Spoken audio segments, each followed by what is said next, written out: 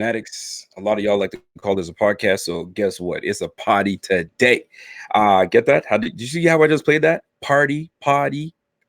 Yeah, you guys will catch on soon. But so welcome. You guys are going to be tuning in as I speak. So if you guys have been living under a rock, there was quite a bit of an accomplishment that the Buffalo Fanatics have has reached a milestone. We've reached a milestone. Max Kimani, what's going on? We've reached a milestone, people. We have officially reached the 1 million total views on YouTube. And I'll tell you, man, that's actually quite exciting. That tells us that we are reaching a whole lot of people. And you guys, and we're retaining you guys, right? You guys are coming back and watching and keep watching. So we want to give a big thank you to you guys, because we have been putting on quite a bit of some content for you guys when it comes to writing. We've got a big, huge writing team, a blog team. We've got a nice podcast network with great talent. We've got a whole bunch of things coming your way, and I'm excited that you guys are on the journey with me and with the Buffalo Fanatics. So thank you. 1 million views, 10,000 subscribers. Yo, we're going to keep this shit rocking. All right. So that being said, thank you guys very much for tuning in. We've got some things to talk about today, but I can't do it by myself. I can't, folks. I brought some friends with me, and I'm actually going to introduce them. You like how I did this? This is a little production. I'm trying to work on this. I normally don't do this, man, but we're going to bring it in. So I got my man Casey from Trust the Process podcast. My guy Casey's in the building. He's going to show up real quick. You're going to see that Southern twang. He's going to give you guys. Casey, what's going on? Talk to the people. Give them that Southern twang and let them know what you talking about. Man, like you said, I am Casey from Trust the Process podcast. I also write, so I got a couple blogs out there. I'm pretty sure I started a rumor that Cam Akers was going to get drafted by the Bills, because if you Google Cam Akers Buffalo Bills, I've got like 3 articles on him on Google already. But I am the host of the Trust the Process podcast, and y'all definitely need to go check it out.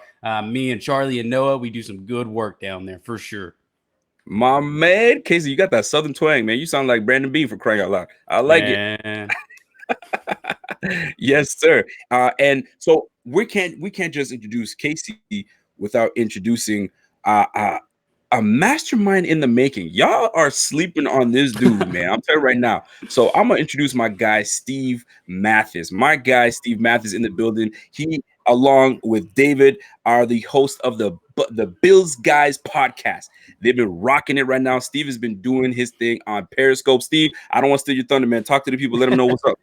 Well, the Bills Guys podcast, you guys were gracious enough to bring us into your network, and since then we've really taken off. We drop every Monday morning with a new pod. It's my favorite time of year, talking the draft.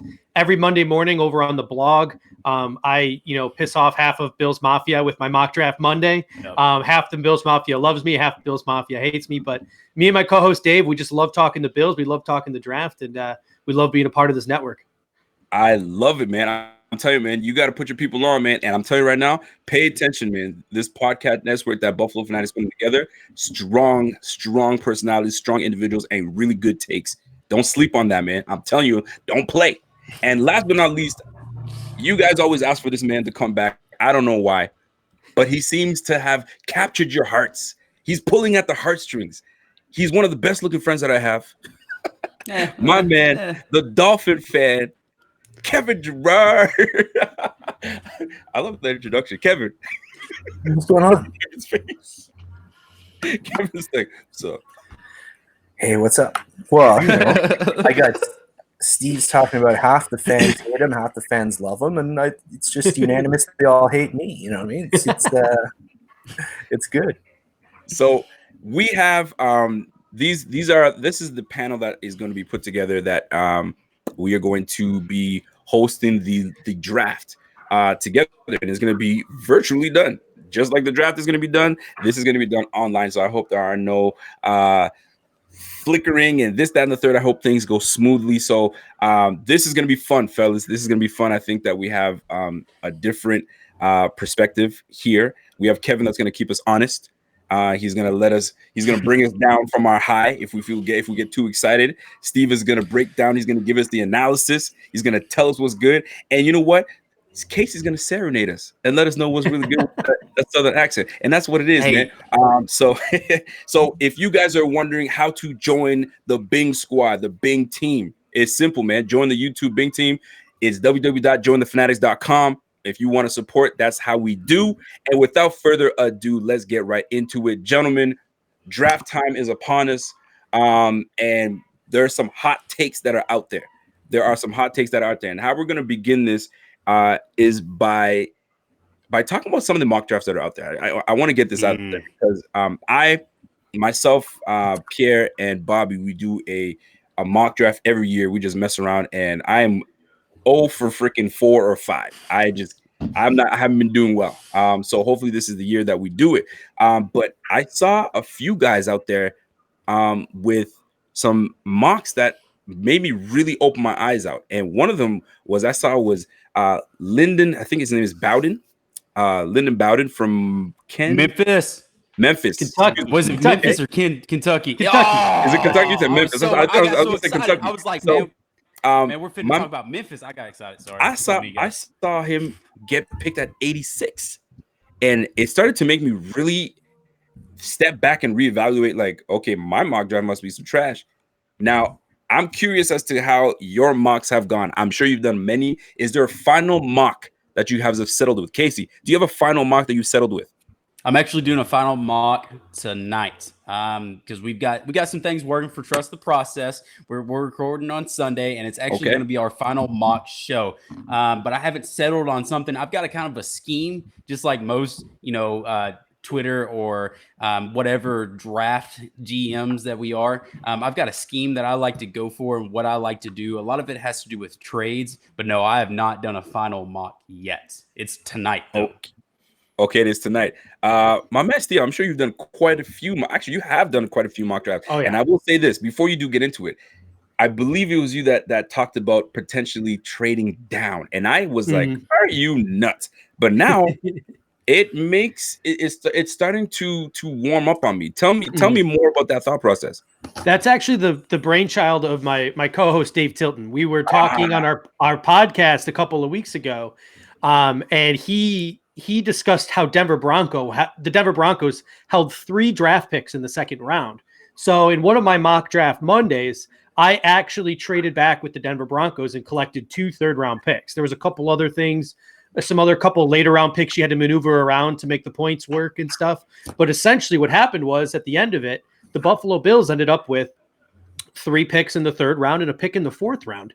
And the value of this draft, honest to goodness, lies in the 2nd and the 3rd rounds. It always does. Yep. So if you're a team like the Buffalo Bills where a 6th or a 7th round pick is a long shot to make your roster, why not go all in trying to maximize your small number of picks in the middle of the draft, where maybe you're going to lose out on that guy who was a 1st rounder who slipped into the 2nd, but you're going to add to your roster 3 to 5 solid rotational players, right, lower end starters.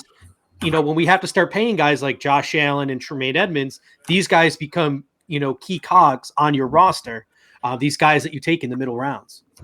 And it's interesting they say that because that process that you just spoke about is going to start to heat up. It's going to start heating up. Nobody's talking about it now, right? Until like 2 to 3, 4 days coming. Now you're going to start hearing that process of, okay, potentially we could start making moves and so on and so forth. So I'm going to ask Kevin, because this is interesting, because Kevin has a different perspective. Kev, what should the Bills do? What are you thinking? I like the idea of you guys trading up. One of the strengths of your team is that you have very good depth at most positions. It seems to be a strategy that Bean employs. For instance, not this year, but last year, take a look at how you address the offensive line situation, where you sign like a multitude at one position. And Steve's right. Like, there's the odds of 6th and 7th round picks coming in and finding a spot on your team is pretty low. So why not package some of these other picks and move up and try and get into your 4th and 5th round? So, or if you can't, drop from the 2nd and accumulate some more. But what you should be looking at is targeting picks somewhere between rounds 2 and 4, whatever it takes to get those guys, because the other guys, the fringe guys, your team, your roster's at a level now where they're just not going to make it. So what do you say to the naysayers that say, no, we need all our picks because you never know, because you can get a Tom Brady or a Stevie Johnson in the later rounds, so we want to keep all our picks? What do you say to those folks that are saying it's too rich for my blood to start giving away picks? Because a lot of people like to hoard these picks. They like to hoard them, but one thing people don't realize is Bean has made moves every draft, and he's moved up. So what do you say to the people that say stay put, don't do a move? Casey, what are your thoughts on that? Man, think of the bigger picture, right? They've already mentioned a lot of these guys aren't going to make the team as it is, so that's a wasted draft pick, right? If they stay on it, it's a wasted draft pick. We have depth, and we have good depth, but if you draft, say, we were looking at it the other day, the linebacker is a pretty deep pocket there, as long with the offensive line as well. If you draft right there, it's a wasted pick. They might not make it. You can stash them on the practice squad, and that's fine. But if you can package all this together and move up and go get your guy, whoever that might be, who is a playmaker, whom, Brandon Bean already said, I want a playmaker. So go and get that playmaker. If you can do that, go ahead and do that. Why wait? If he's there and he's your guy, go get your guy. Steve, you might have. I think that we're. I'm sorry, I'm jotting some notes down here, so I was looking down. Go ahead. No problem. What we're in right now is the early stages of Brandon Bean's evolution of GM of the Buffalo Bills. It is, as Sean McDermott and Brandon Bean will tell you, a process. When they came in here, they stripped this team down to the bones. I mean, we had Andre Holmes and Kelvin Benjamin out wide at wideout. I mean, we were down to nothing. And there are two reasons why you collect draft picks in a draft. You're doing it because of what the Bills did a couple of years ago and because of what the Miami Dolphins are doing right now. You collect picks so you can trade them to go get your cornerstone players, or you hoard picks because your team is legitimate, you are cash strapped, and you need to fill the back half of your roster with cheap talent. Those are the two reasons why you hoard picks. When you're a team like the Buffalo Bills that's on the cusp of becoming that team that hoards picks to fill the back half of your roster, this is the time too, Brandon. This might be the last season we see Brandon Bean get truly aggressive, unless, worst case scenario happens, Josh Allen flames out. This could be the last year we see Brandon Bean be aggressive and move up, go for like a Jonathan Taylor, a home run hitter, do something crazy that stands out to add one more cornerstone piece before next year he evolves into the Baltimore Ravens or the New England Patriots of the world that hoard their draft picks to fill the back half of their roster. So this could just be the very middle of that process that he has put in place since the day he got here. So here's the thing, and it sounds great, but I also hear Bean mention that this is his favorite time of the year. Like for any GM, it's the favorite time of the year. Specifically for him, he says he loves it, right? And I overheard, I think it was a podcast or it was a interview that he did, and one of the proposals was that because no teams have been able to really do a proper visit with athletes, these players that are coming out. So somebody proposed, I can't remember what GM was. One GM proposed that to the Steelers for a 10 round draft, and Bean was all about it. He was like, you know what? I respect the GM for the Steelers, and I would be, and he's been around for so long, and I would be on board for that. When I hear things like that, it doesn't give me the impression that he wants to move up. Furthermore, Bean even mentioned it. It'd be very highly unlikely. I know it's smoke season, but he usually shoots it straight. It'd be very highly unlikely that I move up into the first round. I'm not saying we're moving up to the first round, but it tells me if he's not moving up to the first round, how likely is it to move up in the second? But if your cornerstone guy is there, you take him. And I think I'm on top. I feel what you guys are saying with that. Now, I do have to ask, though, with the 54th pick, what do we grab? Where are we at such a need that it's the shoe-in? It's the grab of because it's going to be the most important pick. So what is it we do with that pick? What are we doing? Kev, speak on it, man. What do we do with that 54th pick? You got to see who's available, right? But obviously, in my mind, your main targets are you need another running back. I think you need another corner, outside corner. Depends on how high you are on Levi Wallace. Those are your two glaring needs. And then sneaky need would be defensive end, because Hughes is 33. Addison's going to be 33. Murphy's probably gone after this year. So you got Daryl Johnson on the roster as a developmental guy who showed some flashes in preseason. But I'm not advocating going for a defensive end. But in a draft like this, where you see like wide receivers and running backs are rampant, if a couple of the guys get knocked down a little bit lower than you expected, those are the three areas I would target if I were you guys. Casey, 54th pick.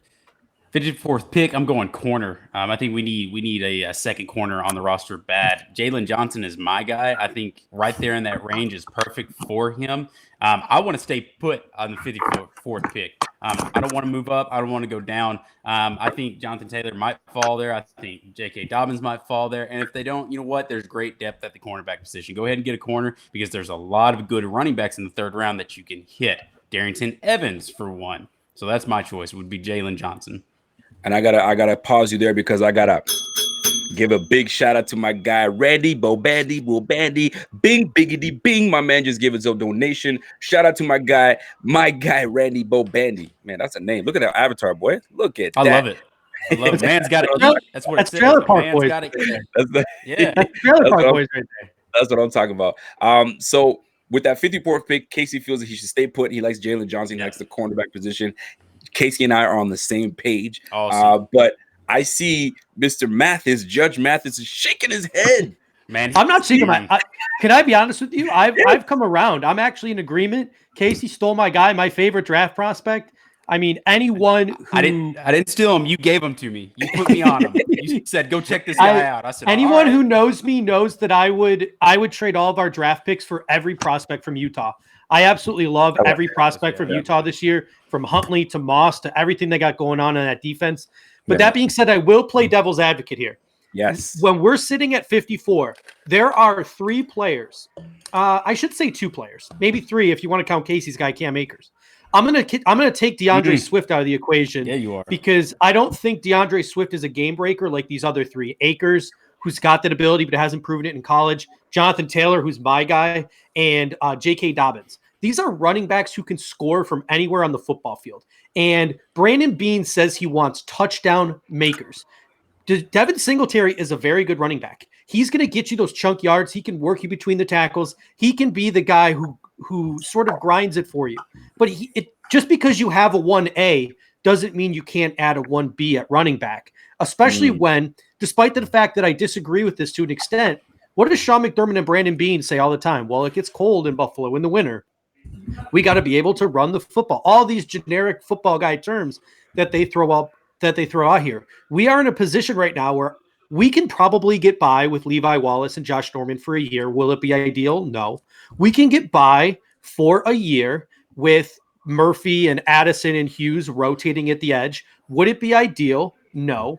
Would we like to get younger at those spots? Yes. But if the board falls a certain way, Jalen Johnson's off the board.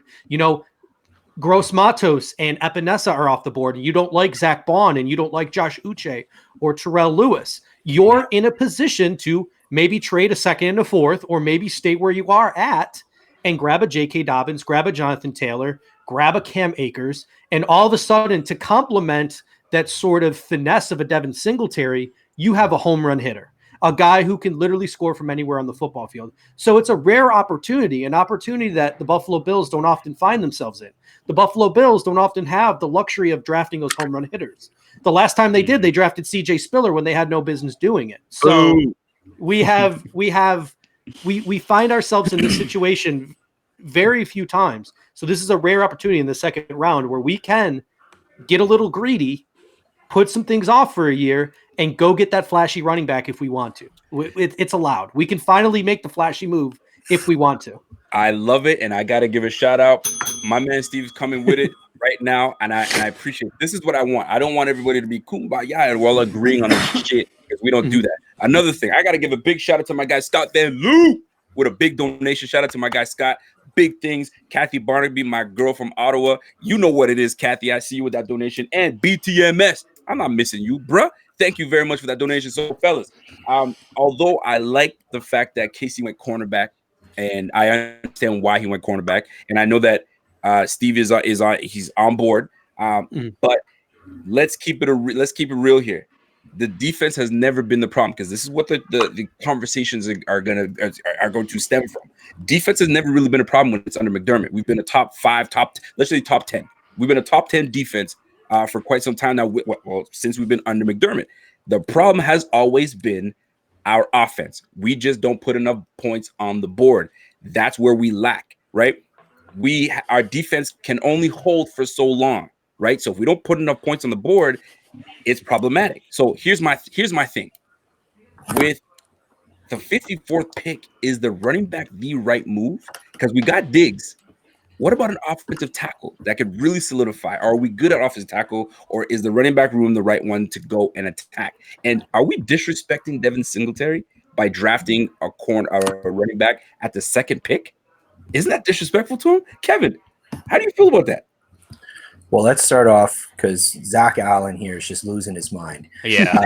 Clyde Edwards-Helaire is very. Hold on a second. Let me bring it back. Yeah, what is Zach Allen saying? He's going off on Edwards-Helaire is the best running back. He's very good. Zach, do you think he's going to be there at 54? That'd be my question. He just commented again. We're talking about him, man. Yeah, he's here. Yeah, but I like Edwards-Helaire. I think that he'd be a good pick.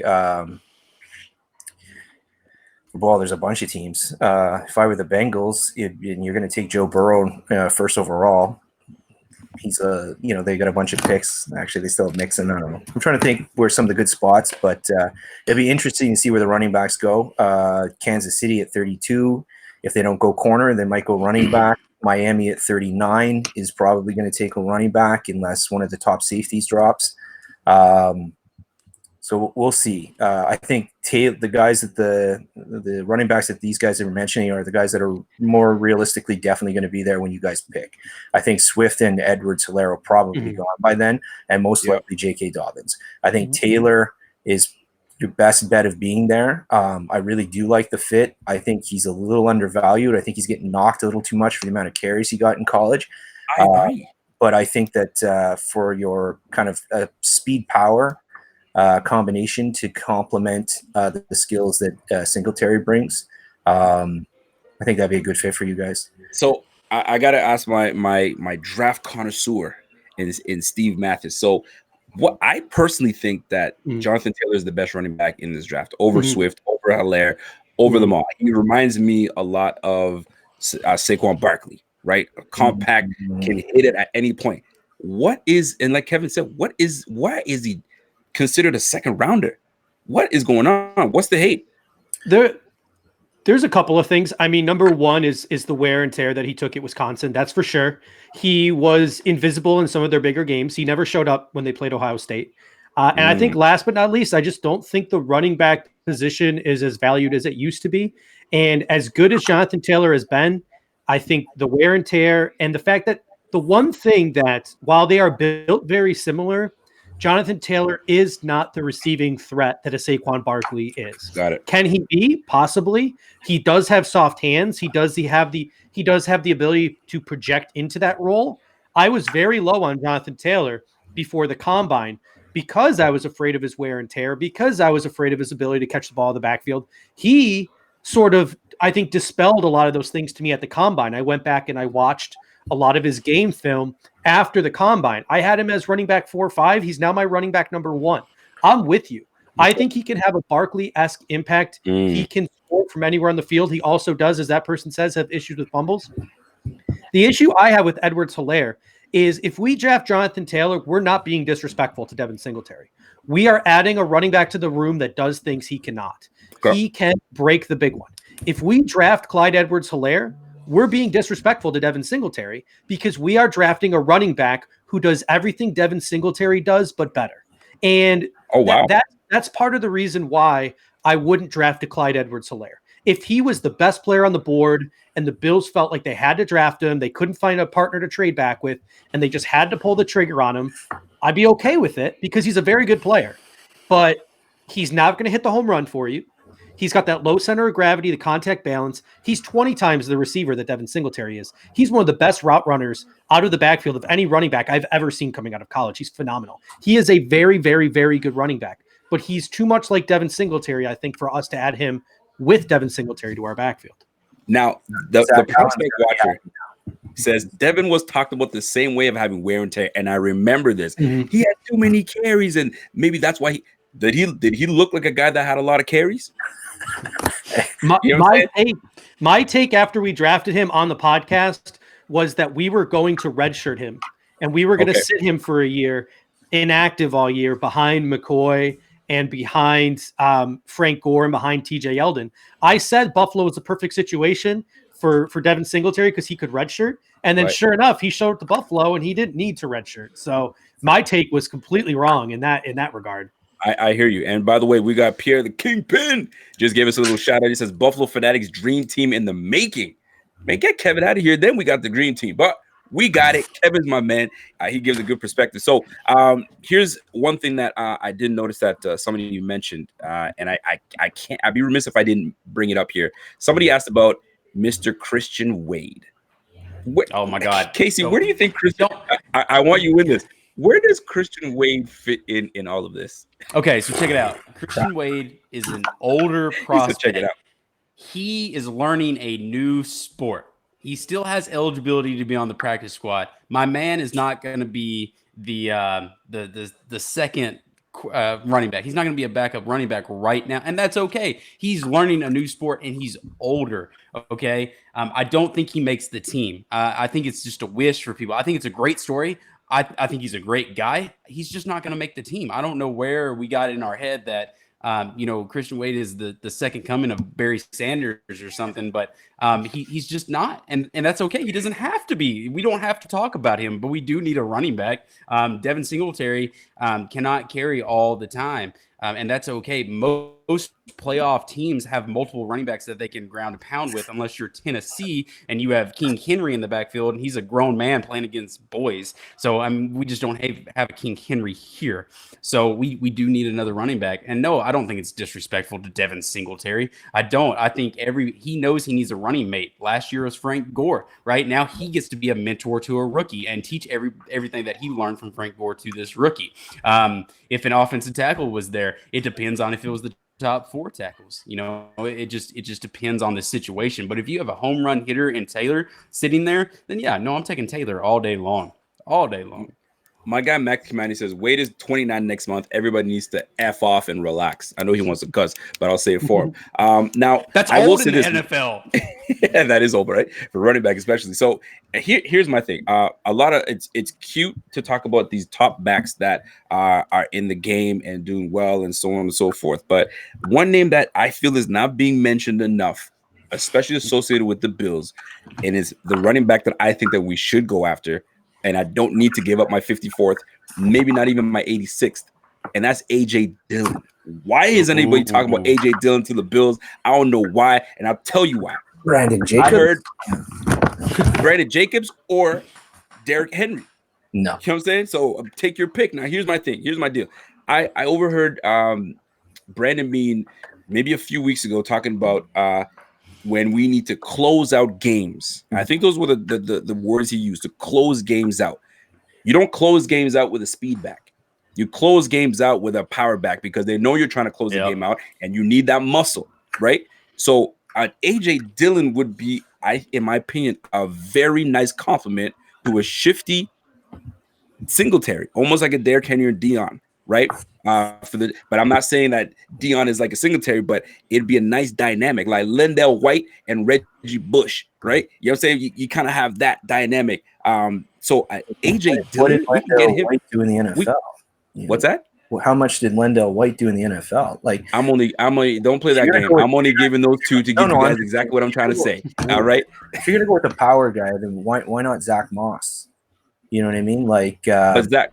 I don't dislike A.J. Dillon. I like A.J. Dillon as a Dolphins fan because we have 72 draft picks. If we throw one in the 5th or 4th round on A.J. Dillon to be like, and pair him up with a guy in the 2nd round, because I'm hoping Miami, double dips.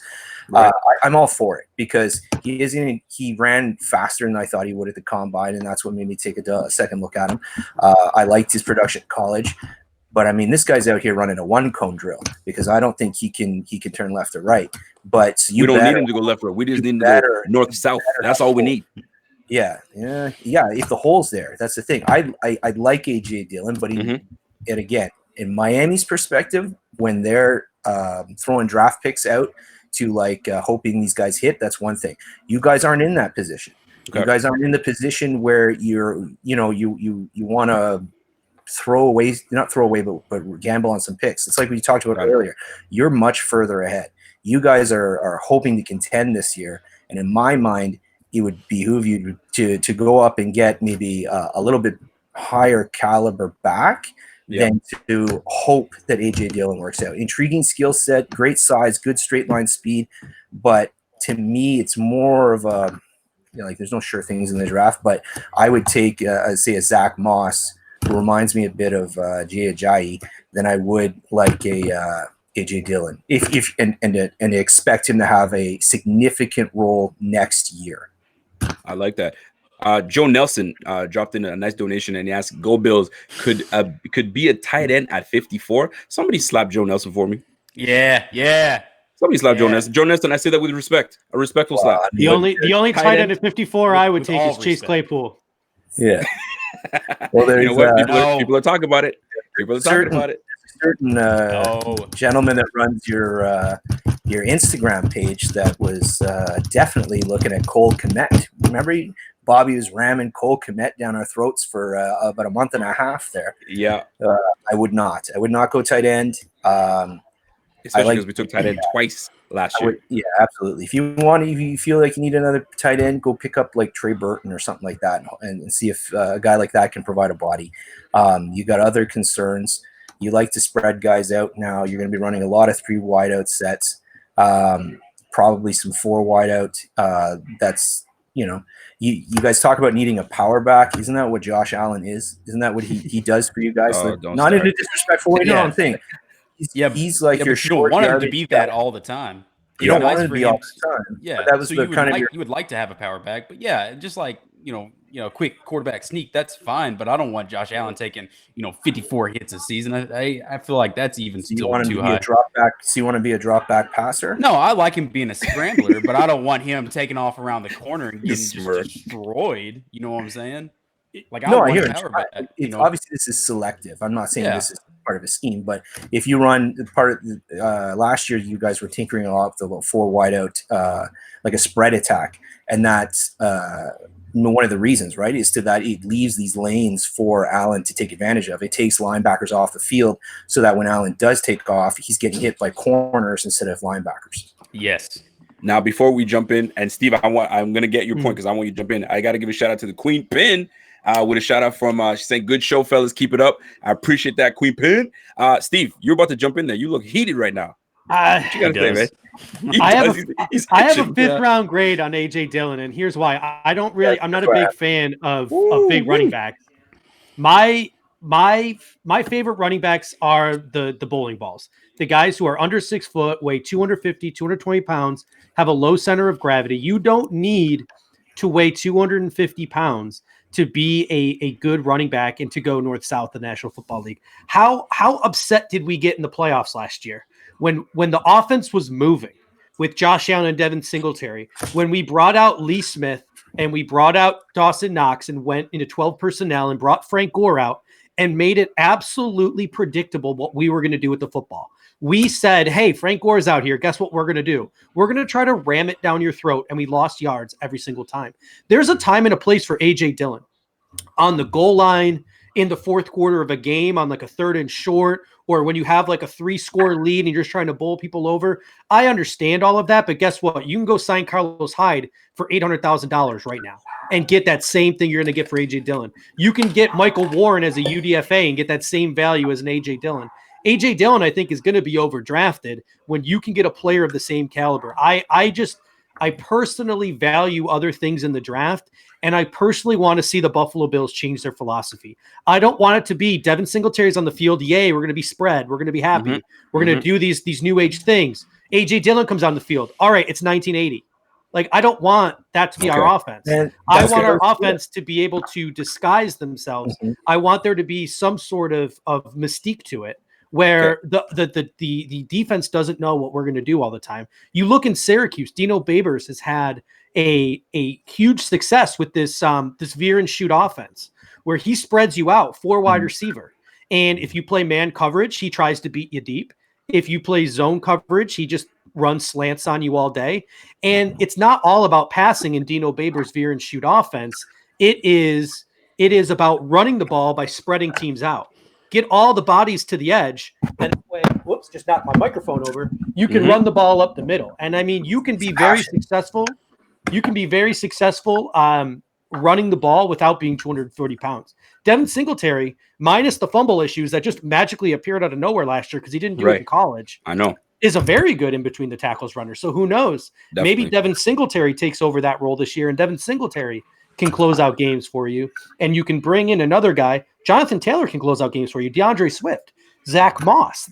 There are Cam Akers. There are probably 12 running backs I would name to you that can do the same thing you're describing that I would take in this draft before AJ Dillon. Wow. I just don't value running backs of that size. The disrespect on AJ Dillon. I'm still riding for my guy AJ Dillon. Now, here's the question though. So AJ Dillon, on you have him graded as a 5th. None of the guys on the panel really like AJ Dillon, like I do. So where does Darrynton Evans fit? Do we take him as high as 86? Because that is the main question. That name has been buzzing. Darrynton Evans, 86. Casey, your thoughts? I think it's too high. Steve, don't kill me. I think it is. I think it's too high. I think as fans, we're reading in. I get it. We met with Devin Singletary twice last year as well. I think we're reading into it a lot. The team meets with guys all the time, and it's normally leaked by agents, right, and stuff like that. But I don't know if we take him at 86. I think it's too high. I see him in the fourth round. Really, I do. I see him in the 4th round. We're going to him at 86. I feel like we're going to trade up to get him in the 4th round than we would at taking him at 86. I think there's a couple other players that you could take at 86 that fit a little bit better than him. Steve. Yeah. Evans. So here's my take. I think the Buffalo Bills, if the Bills do not pull the trigger on a running back in the 2nd round, I think Darrynton Evans is going to be the pick at 86. And I'm kind of reading some tea leaves here. First of all, we met with him twice. And as you mentioned before this show started, you mentioned last year we met with Devin Singletary twice. Right. We met with Moshawn Joseph twice. That means something that we met with him twice. Second thing is speed is going to get you overdrafted.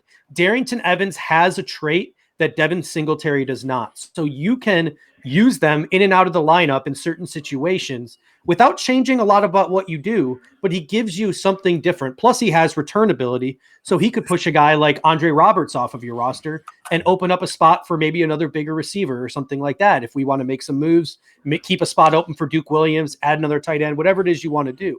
So it gives you some flexibility with his return ability. But the reason why I say 86 is not because I think he's worth the 86th overall pick. I have a 4th round grade on Darrynton Evans. If we're taking a running back in the 3rd round, I want it to be Zach Moss. That's my guy. He's my favorite running back in this draft class. I think he has Kareem Hunt type potential. But that being said, Darrynton Evans, speed is going to get you overdrafted. The Bills met with him twice. Daniel Jeremiah of NFL Network has been speaking with GMs who said that this year they don't get to go out on the pro day circuit like they do every other year. That's right. Scouts don't get to talk to each other. GMs don't get to talk to each other. Group think that sort of generalizations on guys that people get in their heads go out the window this year because everyone's sitting here in isolation. So if you find a guy that you fall in love with, you don't maybe understand or know his value or where he's going to go in the draft like you would in typical years. So if you fall in love with the guy or fall in love with the guy's trait, like his speed, we know Brandon Beam, when he falls in love with this guy, he goes up and he gets him. He traded up for Cody Ford. He traded up for Tremaine Evans. This isn't a case where he'd trade up for a guy, but he'd be aggressive by taking a guy maybe a round sooner than he's supposed to because he values that trait of speed. Very interesting take. So now we're going to move away from that now. And we're going to play a game called Three Names. And this game was created by none other than Dolphin fan Kevin Gerard, Mr. AKA Papa Peck. You haven't popped the peck for us today, bro. No peck popping. I got the COVID physique. It's not ready for it.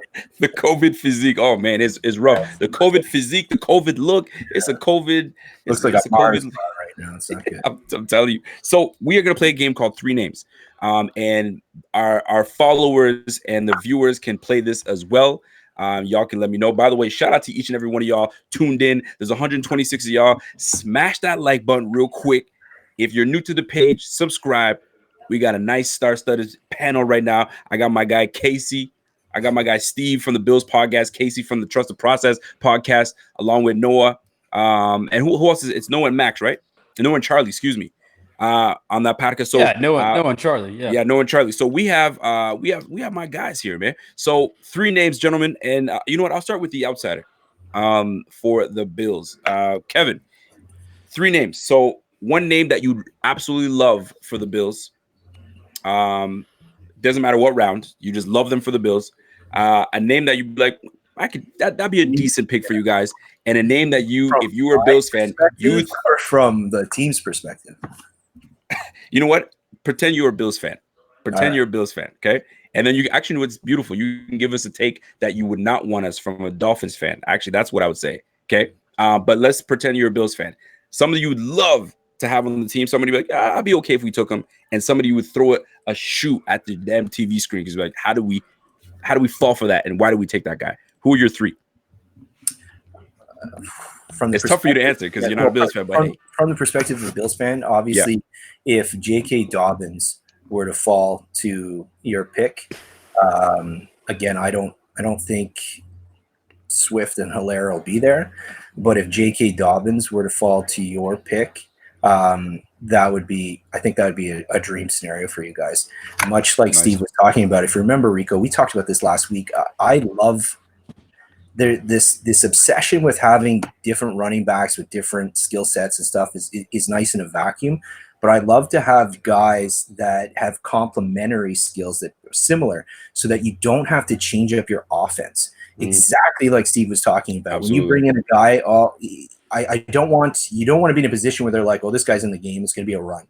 Yep. Or this guy's going to be in a game; it's going to be a pass. And that's what we talked about it last week. That's what happened with Tennessee. It didn't work out with Dion Lewis because Henry came in for the rundowns. Lewis came in; they knew it was going to be a pass. Have two guys that are both effective in running and the screen game and your passing game, so that you have a full playbook at your disposal and it doesn't tip the defense off. And J.K. Dobbins, he's not the receiver Edwards-Hilaire is.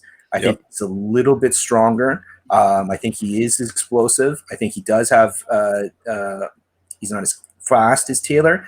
I like him because I think he's that mixture. He's probably the second best at everything amongst the guys. He's second most explosive, second fastest, second best receiver. I like that combination of skills. As a Dolphins fan, who I wouldn't want you to see you take would be Lucas Niang to try and shore up your right tackle, because I want him. That's 7. I like, and if you're a Bills fan, someone that, dude, what are we doing? Throw your Red Bull at the damn TV screen. A tight end. Knox has potential. He hopefully he's been hitting the jugs machine all year and all off season, and he's got potential. I don't like this tight end class at all. Don't take a tight end. And then I'm not as high at Chase Claypool. I do not want him as a second round pick. Okay, I like that. Now, before I get back to the panel, I got to give a shout out to DJ Velo. You sound like you Haitian, boy. DJ Velo just became a new subscriber. Bing, biggity, bing. Welcome to the Bing Squad. Y'all know what it is. You see that. And I got to give a shout out to my guy, Scott Van Loo. So Scott Van Loo came up with something. He says, hey, Rico, what about drafted Isaiah Simmons from Clemson? Do you think he'll be gone before we pick it? Round 2, you think he'll go in round 1? First of all, I know better. He ain't going to even pass 15. There's no way he's going to pass 15. No question. We're not even going to have to. Absolutely. Yeah, Yeah, exactly. Yeah, I was like floor. 5. Yeah. Yeah, the Trade our whole absolute- draft class this year and next year. I Yeah, think. absolute floor would be. Somebody will do it. Yeah. So what's Gettleman The doing Raiders now? at 12 would be he'll be gone before then, but For sure. he doesn't get past 12. Doesn't Let's get past say the Raiders, won't get past the Jaguars. Yeah, there's absolute no way that the Bills will even sniff him, not even look at him. Don't even bother looking at him. Don't even bother. It's not happening. But shout out to my guy Scott Van Loo for that. So Steve, hit me up, man. Something a player that you would love, one that you'd be okay with it, and one that you just throw your damn. What do you drink? What beer you drinking today? I have my quarantine beer, my diet beer, so my gut doesn't get too big. I got my Mick Ultra. Yeah, there you go. The Mick Ultra. So don't. What do you got? I'll tell you what. This is a bad question for me because I just want to name off 30 guys right now. And I just saw a whole bunch of names over there. Jonathan Grenard, he's my guy. I love Bradley and I love the edge rushers. But in my real answer is Zach Moss because I think he is the perfect complement to Devin Singletary. I love everything about Zach Moss's game.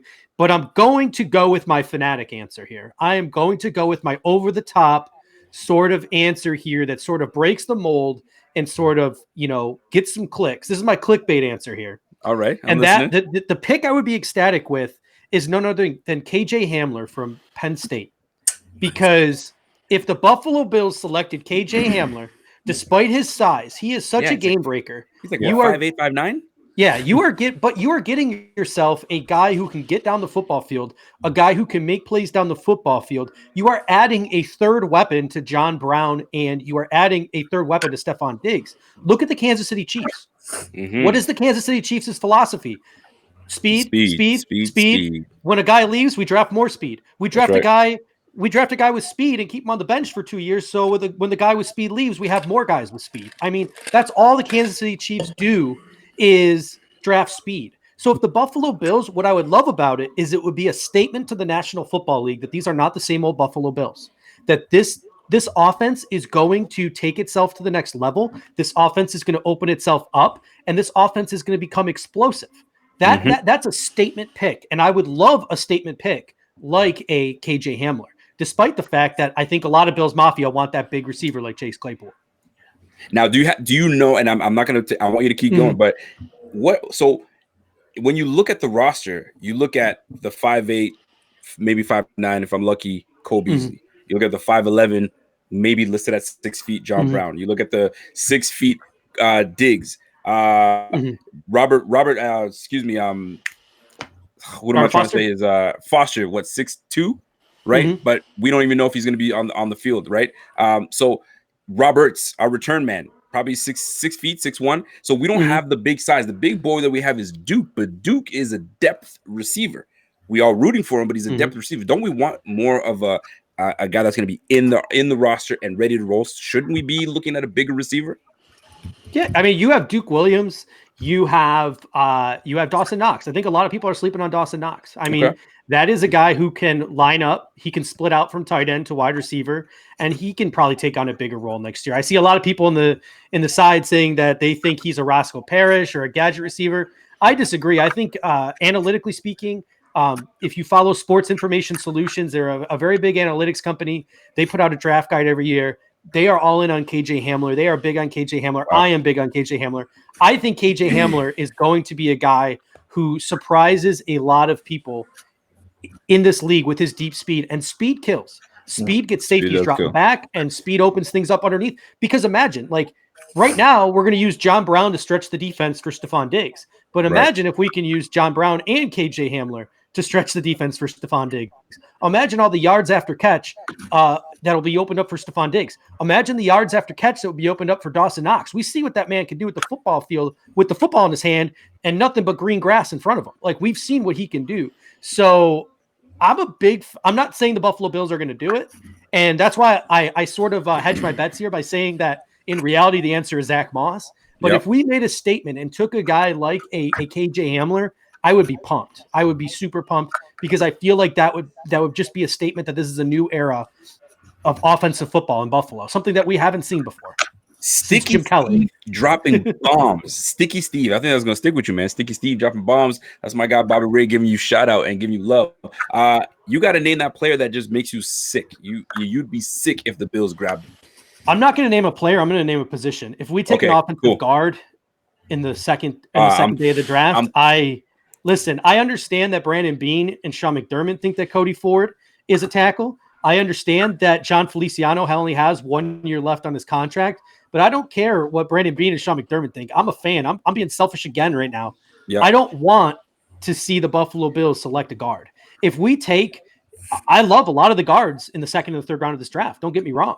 Matt Hennessy all day. I love Matt Hennessy. I love me some Matt Hennessy. But that being said, I will throw my chair through my window if we draft a guard, because that will mean that we are just completely stuck with Cody Ford at right tackle, and that's not something I want to live with as a Bills fan. I want that hope. I want that hope that he can kick inside. And you know what? I'm with you with that. And anything interior D line or interior O line, we don't need. We're not about it. Now, Casey, drop me. We're gonna reverse it. Drop me someone or a position group. I won't put you on the spot. Position group that you absolutely hate that we took and we even wasted time looking at. I actually want to say my player. It's Chase Claypool. I just don't want him. I just don't want Chase Claypool. People are putting him towards Megatron. There's only one Megatron. That's right. One. That's correct. He's not. Look, what does he play too? Like, a lot of people are like, we'll just put him at tight end. I mean, well, who are we getting rid of at tight end, right? Or can Chase Claypool block? Like, there's other things that go into the tight end position than just catching footballs. You know, there's blocking, there's all of that. So I just don't want Chase Claypool. I think it would be. Now, of course, I'm gonna trust my guys. You know, if they select him, I'm gonna be like, you know what, I'm riding or dying with it, right?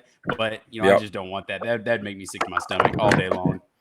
And who's the guy that you absolutely love? You're just like, if this person is available, yo, sign me up. Let me in the words of some of these draft guys, let me bang the table for this guy. Who you talking about? This ain't even a question right now. This ain't even a question. You already know. Look, all right, so my birthday is the 22nd. All I want for my birthday this week, obviously I'm not a little girl. I don't have to have a birthday week. But if Cam Akers is there and we draft Cam Akers from Florida State, I'll lose my mind. I will absolutely lose my mind. So I'll be Cam Akers is your guy. Yeah. Cam Akers is your guy, huh? And you mentioned it. You said, well, he didn't really do much at Florida State. Well, he didn't have an offensive line. It was just him back there, right? It was like 5 Mississippi, and they hand him the ball, and he's getting tackled by 5-6 guys. I mean, there's multiple videos that you can pull up and just see people are coming at him, and he's having to make nothing out of something or something out of nothing. I got that all mixed up, but he did a good job, and he came back. A lot of people want to point out that his sophomore year, he didn't really do much. Well, he was injured most of his sophomore year, and he came back for his junior year and really showed out and was the offense there at Florida State.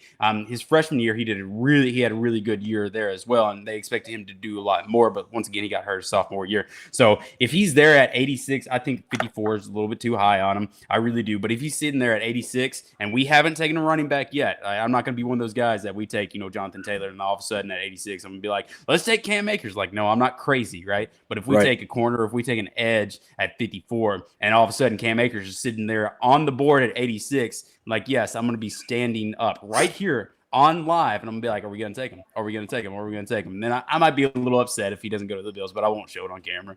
Well, listen, you're going to have to dry your eye, because I don't know if we're going to be able to sniff Cam Akers. He might be gone early, but you just never know.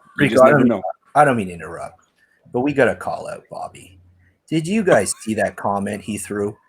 Hold on a second. Let me see. Let me. Claypool's college tape is better than Mike Evans. Wow. Somebody roast his ass, first of all. Somebody screenshot this and send it to me. Bobby knows all about Cam Akers being the whole team. He watched him lose to the Hurricanes twice in the last 2 years. So I will attest. Thank you, Bobby. Yeah. Go you. And but come on. Evans had some fantastic college tape. Anyways, he knows he's wrong. He knows he's wrong. I heard a comp the other day that's really stuck with me, and that was Darren Waller of the Oakland Raiders. That really stuck with me. Like, because Darren Waller is kind of like a tight end wide receiver tweener. Like, Darren Waller ain't gonna block anybody. Like, he's a big slot, and that's what Chase Claypool is. And what I really value about Claypool, because the thing about the draft is guys get hyped up in the pre-draft process and guys get overdrafted. If Chase Claypool was a 3rd or a 4th round draft pick, I'd be over the moon with Chase Claypool, because he gives it to you in all 4 facets of special teams. And he can be your big slot. He can be that big body guy to play in the red zone, to give you a big body on third downs, to be a souped up version of Duke Williams with that special teams ability. But that being said, I don't know if I want to spend the 54th pick on him. Like that might be too high. No. So this is, I think, almost a situation where we start to get angry or upset or argumentative over a guy, not because of the player, but because of where the player is probably going to be taken. Right. And I can't tell you how many times I've gotten in arguments with people where they're like, why do you hate this guy? Why do you hate this guy? And I'm like, I don't hate him. I just don't want to take him there. Yeah. Like, so I just don't want him. I just don't want him at all. See, my guy Bobby's really invested in Claypool because he has him in his draft. I'm not going to put him out there as to in his mock drafts, excuse me. I'm not going to put him out there unless Bobby wants me to tell him, but he has him somewhere in the draft, and that's why he's banging the table for Claypool. He looks really good in those mock-ups, though. When they put the Bills jersey on him, it looked good. It looked sharp. Good. It looked sharp. I'll give you that. Gentlemen, Brandon Beane was on Barstool podcast just a couple days ago. I think it was yesterday, and he had some nuggets that he dropped. And Steve, you had some things that stood out to you from Brandon Beane in that podcast. I want you to share it with those that have not listened to the whole podcast in its entirety. Yeah, I mean, he used an adjective that really stuck out with me, and that was when they asked him, like, what he doesn't have a first round pick. What are you doing? Like, how do you feel about not having a first round pick? Like, what's your approach to the draft? Are you just going to sit at home and do nothing? He made it pretty clear that we're not going to trade back into the first round. That's the first thing he said. The second thing he said, that he was super thrilled that you get a veteran receiver who you don't need to bring up to speed in Stephon Diggs. So he's completely content with the move that he made. Okay. But then he said his approach is he's going to watch the first round intently. And then after the first round is over, he's going to get really excited because him and his scouts are going to get together. And he used the word scheme. He said, we're going to scheme a way to go get our guy. So analyze the guys who are left and then scheme a way to go get your guy. That to me screams trade up. That to me screams aggressive big baller Beane. The only issue is we were trying to do the math, value charts, and it's kind of tough. I mean, a second to four is going to get you up to Chicago. So you're going to have to probably fleece a GM or trade picks for next year, which I don't think Brandon Beane's going to do. So it's tough. I look at Carolina, his relationship with Marty Herney at 38. I look at the Colts at 44. They always like to trade back. And then I look at Chicago, who's going to want to add more bodies because they're a pretty cash-strapped football team at 50. Those are the three areas I see where it's the most aggressive in Carolina, the semi-aggressive in Indianapolis, and then the tiny little Cody Ford-esque jump up with Chicago. So those are the three areas I'm looking at. But I think Brandon Beane is going to have trades worked out throughout the second round before this thing even starts. And if a player falls, he's going to call that GM up, and they can make that move that they've already made.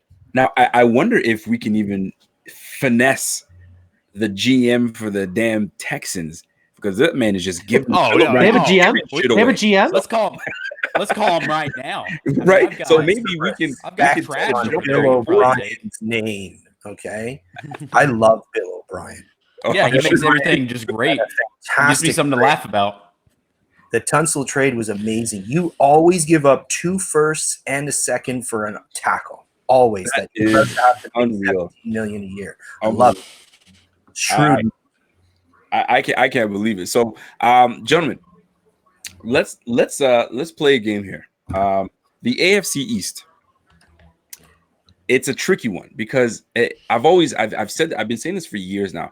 Every time that our Bills somewhat, I don't want to say somewhat, they get ahead and start looking promising and looking like a valuable team, a valued team, the AFC East counterparts are not far behind, right? The Patriots finally have a Tom Brady-less team, and then you have the Dolphins with freaking 75 picks that are gonna be right there in contention.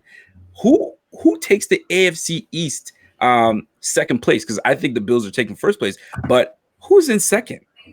Are the Dolphins a team that we could honestly say that will be competing to make the playoffs this year? Kevin says they're not. But what do you guys think? Are the because I think the Dolphins are better than advertised. Casey, what are your thoughts on the Dolphins, man? I agree with that. I actually like the Dolphins a lot. I think they're, besides the Patriots, I will never count out Bill Belichick. Sure, Tom Brady left, but Bill Belichick is still your coach. He's still there. He still has some of his guys there. I won't count out him, right? But I think the Dolphins are the next closest to the Bills that will give us that much trouble when we play them. I don't really want to play the Dolphins. I do want to make that rivalry great again. I'd love to have that, but I do see them coming up. 2 years is very realistic, but to have them, get a rookie quarterback, because they're probably going to do that. He's probably going to sit for a little bit behind Fitzmagic and then probably going to start. Right, probably about midway through the season, more than likely. The fans are going to want to see him, right? So he'll probably start about midway through the season. You're talking about Justin Herbert, though, right? It just depends. Are they going to make a mistake? Are they going to take? I really think they should take Tua. I really think they should. I likened it to the Drew Brees episode a few years back when he was going to go to the Dolphins, but they didn't take him because of his shoulder injury. Are they overthinking it again? That was what I said. Tua obviously put some stuff on tape. He is a good quarterback. I like Tua, but he does have some injuries against that. Or was it Alabama's program that he was in? Now, I heard Roman Harper went on a Pat McAfee show and was talking about Tua and mentioned that Alabama, their process to do this is to, hey, let's have this surgery real quick on your ankle. And instead of getting you back 6-7 weeks, we can get you back 3 to 4 weeks. And all of a sudden, Tua did that. He just happened to be in that area where they were doing that. And that's why Tua had those surgeries. It wasn't necessarily because he needed it. It was because they wanted to get him back on the field. So are the Dolphins overthinking it? Personally, for me, I hope they are. I'm a Bills fan. I want them to overthink it. I want them to take the wrong quarterback, and I want it to set their franchise back a few years, right? But if you're being smart, I think you go Tua all day long. And, I don't know. Take Tua. Just don't overthink it. Don't overthink it. Tua. You're absolutely right. Steve, I have seen the likes of Jedrick Wills being mocked to the Dolphins, which then, if that does happen, you're leaving Tua open to the Chargers. And then now you're looking at maybe Justin Herbert going to the Dolphins. And I love saying Justin Herbert to the Dolphins because I know Kevin hates it. Mm-hmm. But is Tua the pick for the Dolphins? It has to be. I don't think he will be. I think the pick is going to be Justin Herbert at 5. Wow. I think the pick will be Justin Herbert. I was having... Kevin is boiling inside. No. I'm sorry. I can understand if you think it's going to be a pick. I think it's going to be. And I think that would be... Here's the thing. I don't think either quarterback is very good. But I will say this, that Justin Herbert has better traits than Tua Tagovailoa.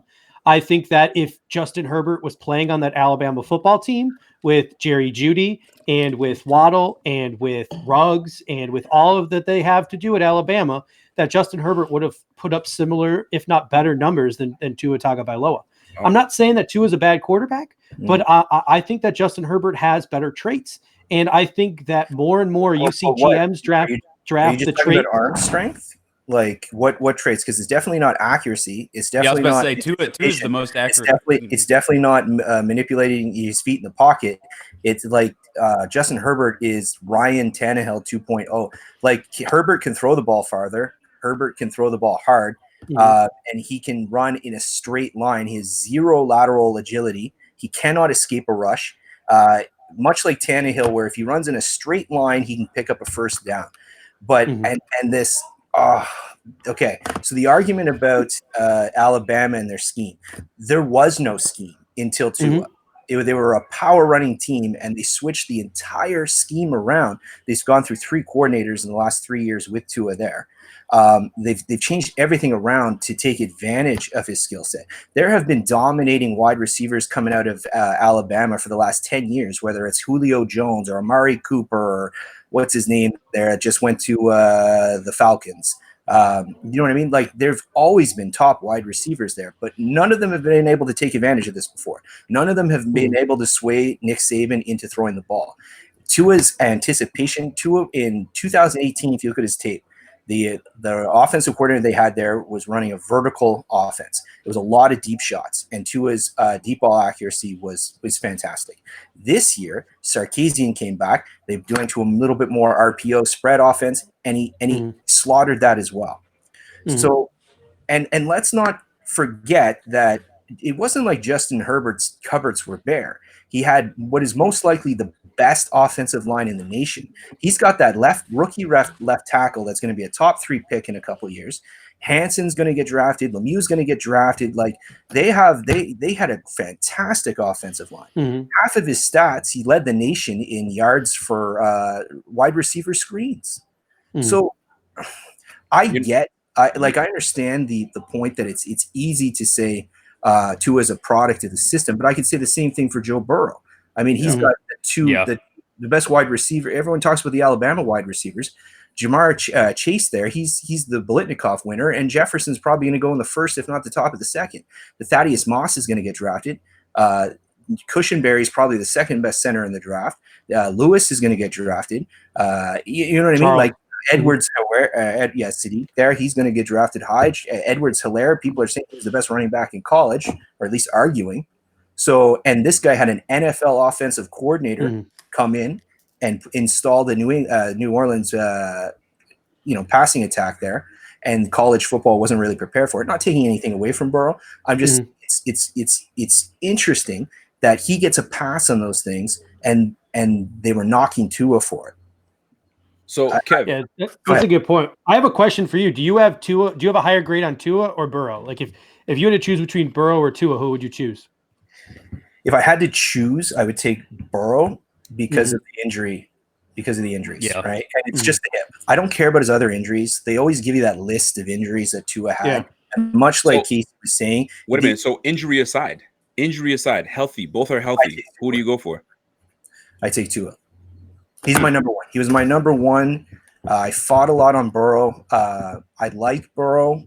Some of the knocks I have against him is his arm strength. I think he has some very good accuracy. He gets in a little bit of trouble when he goes outside, and those windows are going to be a bit tighter in the NFL. Still think he's going to succeed. Still think he's a fantastic pick. And if Miami got Burrows, I'd be over the moon. But I think those two are significantly better than Justin Herbert. I want nothing to do with Justin Herbert. If they're not going to go with Justin Herbert, I'd rather they draft a tackle and then use their other 2 first-round picks to trade up and grab Jordan Love, or just not even draft a quarterback, roll it into the next year. You have 2 firsts and 2 seconds next year. Try and get up for, whether it's Justin Fields or I forget the other guy because they're not going to get Lawrence, but you know what I mean? There's several quarterbacks that thing. Build the roster up. Miami's 2 to 3 years away. They're not going to compete for anything. They're probably the 4th most talented team in the AFC East. I think the Jets have more talent. Sadly, they have Adam Gase, which I know all about that. And the Patriots still have the best. They still have that fantastic defense. Who knows what they're going to do? Maybe they trade for an Andy Dalton or something like that, and they could easily trot out and win 9 to 10 games. I think the Bills are the favorites to win the division, but Miami's my point is they're far away. Don't roll the dice. Like I did not sit through last year to get Justin Herbert. I did not sit for last year to get Ryan Tannehill 2.0 and bring me to 8-8 again every year. I will say this too. If the Dolphins pull the trigger, and this is why I don't want to count the Patriots out yet. Because if the Dolphins select Justin Herbert, I don't think the Chargers select Tua.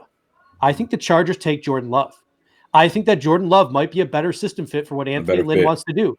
Remember what that offense that Anthony Lynn ran in Buffalo when Greg Roman was fired with Tyrod Taylor, where they used the running backs and they wanted a mobile quarterback. I think that Jordan Love might be a better system fit for Anthony Lynn and what Anthony Lynn might want to build in Los Angeles, more of a power running football team, maybe more of what a lesser version of what the Baltimore Ravens do. Lamar Jackson's a freak in his own right. I'm not comparing Tyrod or Jordan Love to Lamar, but an offense that predicates itself on the run and having maybe more of a physical quarterback in a Jordan Love would take them over the top of what a Tyrod would give them.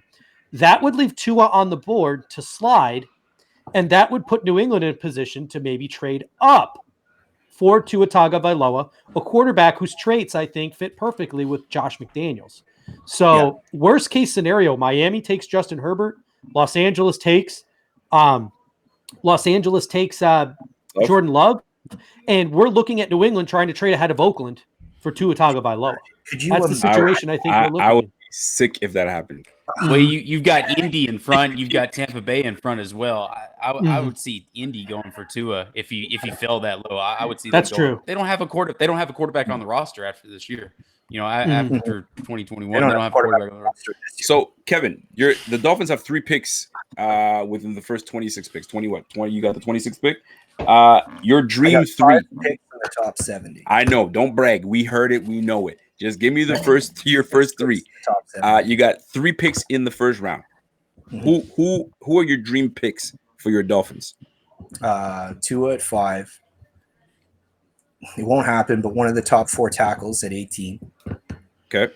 And then I would, again, won't happen, but dream picks. If I were, wishing upon a star here, it would be 2 at 5. At 18, it would either be either Andrew Thomas or one of the top 4 tackles slips, or Caleb Chase on, assuming the 4 tackles are gone. Okay. At 26, I would like to see Cesar Ruiz. And at 39, I'd like to see either Antoine Winfield or what's his name? Help me out from Cal, Ashton Davis. Man, your GM has certainly put he's gonna have to put a very good offseason together. He set himself up well. He's now gonna have to knock them all down with these picks. There are no margins for error for you guys. You can't screw this up. Yeah, they've got, like I said, they got picked. They have 3 in the first, 2 in the second, 1 in the third, right? So they have 6 picks in the 3 rounds. So even if you hit on half of them, you still got 3 good players. So that's, absolutely. I'm hoping for 4. Who's playing tackle? Who are the left tackle and the right tackle for the Miami Dolphins right now?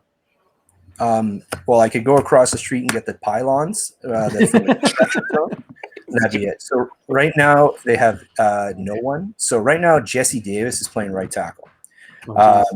Yeah, and then your left tackle is nothing. They literally have nothing. It'd be Julian Davenport if they had to play a game right now. So that's why I'm hoping one of the tackles. Yeah, exactly. I would love to double dip. My ideal scenario would be to take, say, Andrew Thomas at 18, and then at 39 maybe grab J.K. Dobbins, and then we pick again at 56 and grab like Lucas Niang or one of the other tackles that slipped that far, because Niang is a right tackle. So you're sleeping on Jones from Houston. I think he's a really good left tackle. Yeah, I'd like Jones, but would you rather have Jones? My board is stacked. It would be Becton, Wills, Wirfs, Thomas, Jones. Yeah. So, and if my value I like Jones, it's 26. Like if we got Caleb Chase on or someone like that at 18, then I like Jones at 26. I also like Austin Jackson maybe at 39, Niang at 56 or 70. Those are the guys that I'm looking at. But I love Cesar Ruiz. Good year to need a tackle. Oh yeah, good year. And you know what? It's a good draft. It's a good draft, a good deep draft for the Dolphins. The Dolphins are going to be a well put together team. I mean, they scraped together some wins for Flores last year, and they're playing for that coach. So imagine them with talented players coming from this draft. And you guys did a decent job in free agency. Golly, man, it's gonna be a nice rivalry back. It's gonna be nice to see the Dolphins and Bills with the rivalry, so we can continue to start squishing the fish like we normally do. But bring it back, squish that fish and bring it back. That's what I'm gonna be loving, and it's gonna be lovely to see us take down the Patriots. I don't care who does it; just we will need to just take them down and put them down where they belong. Well, gentlemen, finally beat them. Yeah, we need to get that win. Gentlemen, this was fun. This was fun. This will be, I think, a good dynamic for draft. I hope you guys enjoyed what we did. We had 130 people steady watching us and letting us go. So imagine what it's going to be like on draft time. So it'll be fun. Gentlemen, do you guys have anything to plug? Kevin, I'm going to start with you. Would you like to plug anything, Kev? No, man, just take it easy on me in the comments. Last time I got it was arrogant, and it was just absolutely, it's just hurtful. I like it. The Bills guy, Steve. What is on the horizon for you? I know you're working on something special. I'd like for you to let the people know what you're working on. I've got so many things I need to plug right now. I mean, Monday morning, our last official Bills podcast before the draft drops. So we're going to be going through the defensive draft board and talking defensive prospects that we like in every single round. So we're going to stack the board for the Buffalo Bills on the defensive side of the football on Monday morning. Wednesday, Casey, I'm hoping to get you on. We're going to do a Zoom call with all of the podcasters. We're going to try to do a draft show on Wednesday night, drop Thursday morning, where we're going to try to get us all on Zoom, record it, and get it dropped on the network. We're going to try to have that done Wednesday to drop Thursday morning. I'll have my final mock draft on Monday. Obviously, Buffalo Fanatics live all week. And I'm working on a draft prospectus right now for Buffalo Fanatics. And it is what makes this draft prospectus different is it is a Bills-centric prospectus. So what I do is I'll take the rankings. All right. I do my best to try to rank every player by round. And I'll look at TDN. I will look at Pro Football Network. I will look at SIS. I will look at Tony Pauline. I will look at all of these things, NFL.com. And I will sort of try to synthesize all of the rankings and create a draft board so people can expect which round everyone is going to be drafted in. Awesome. And then from that board, I am going to pull out players that I feel the Buffalo Bills will go for. Players the Bills will be targeting, whether it's players they've met with, whether it's players that are scheme fits. So I'm sort of going to try to do the work.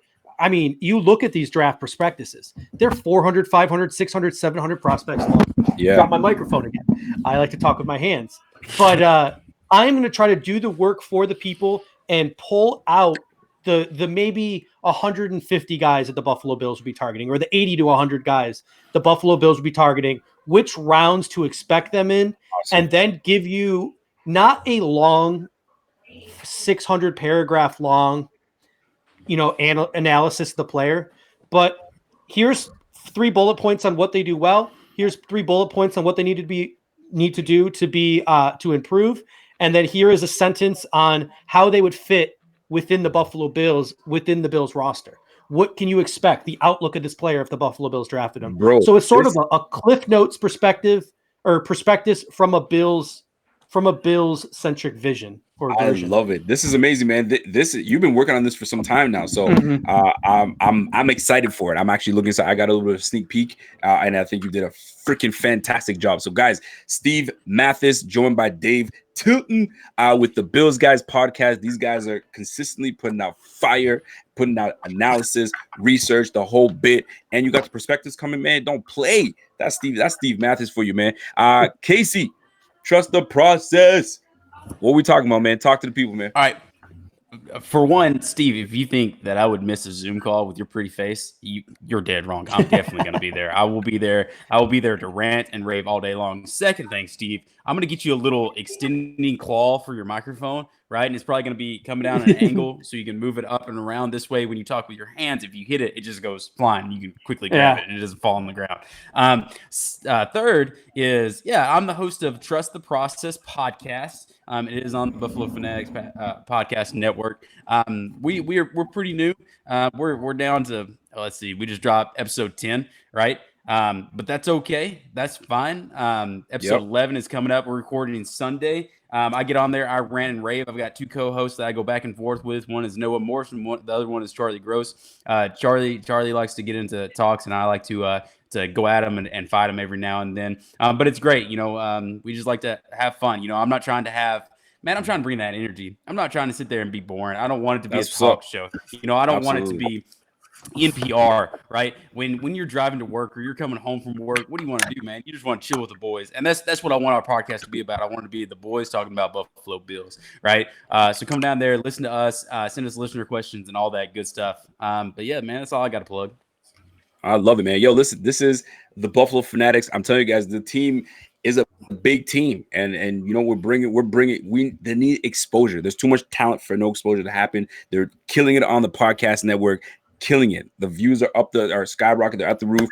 The written pieces are amazing. So y'all got to check out the Buffalo Fanatics team all together, Twitter, Instagram, the whole shebang.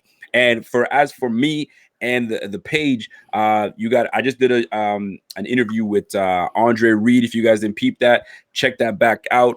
And we got a couple interviews lined up. and we're gonna make it happen. And we're trying to get a prospect, a high enough prospect that y'all have been talking about. Hopefully we can get him, and maybe that's the person that we get on this team. But the draft is coming up, so we will be tuned in on Friday to take on day 2, because we ain't got shit on day 1.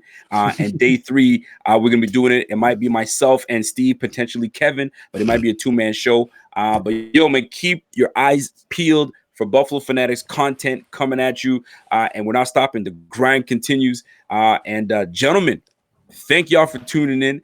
Thank you guys for coming in and giving this thing some life. This is what we needed, man. Kevin, you look great. Steve, fantastic. Casey, that serenading, you had everybody. Man, I'm here you had for everybody's you. attention, I baby. got you.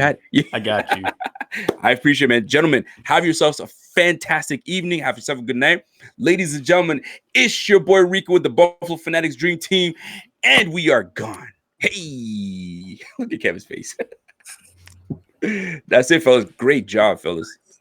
That